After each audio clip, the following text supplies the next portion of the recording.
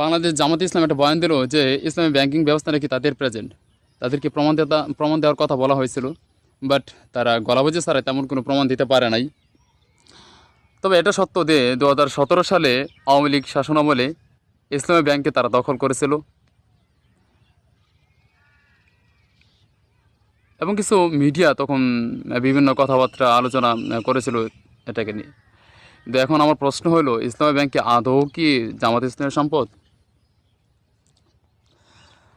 কোনো রাজনৈতিক দল এরকম ব্যবসা করতে পারবে, এরকম পারমিশন আছে? আইন কি বলে? অবশ্যই না। না থাকার পরেও জামাত ইসলাম এই ব্যাংকটাকে নিজেদের সম্পত্তি বলে দাবি করে এবং কিছু খুঁটির জোর দেখায়। অবশ্যই একটু খুঁটির জোর তো আছে, সেটা আমাদের জানতে হবে। 2017 সালে দখলের আগে জামাতে ইসলাম আরেকটি প্রতিষ্ঠান ইবনে সিনা, তাদের শেয়ার হোল্ডার ছিল এখানে 2.5%। বাংলাদেশ ইসলামী সেন্টারের শেয়ার ছিল 0.05%। ইসলামী রিসার্চ সেন্টারের শেয়ার ছিল 0.01%, এবং বাইতুল ফাউন্ডেশনের শেয়ার ছিল 0.01%। সব মিলে কি 3% হয়েছে? না, হয়নি।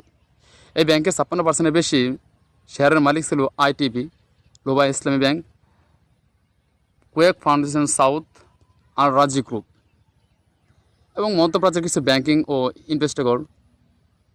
অবশিষ্ট যে সকল শেয়ারগুলো বিশিষ্ট ব্যক্তিবর্গনের, অর্থাৎ মাত্র 3% কমের শেয়ারের মালিক হয়ে জামাত ইসলাম এই ব্যাংকটাকে তারা নিজেদের বলে দাবি করলো। অথচ অফিসিয়াল পুরো ক্ষমতাই ছিল বাহিরদের ইনভেস্টর।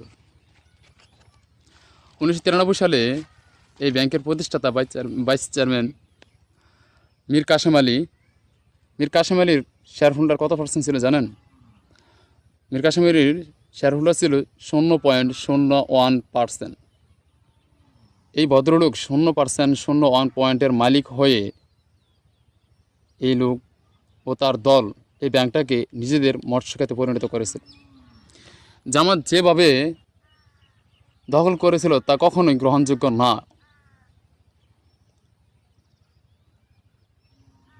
মীর কাশেম আলী 0.01%-এর সেবায় মালিক হয়ে এটুকুনি যে তারা পুরো ব্যাংকটাকে দখল করে নিল।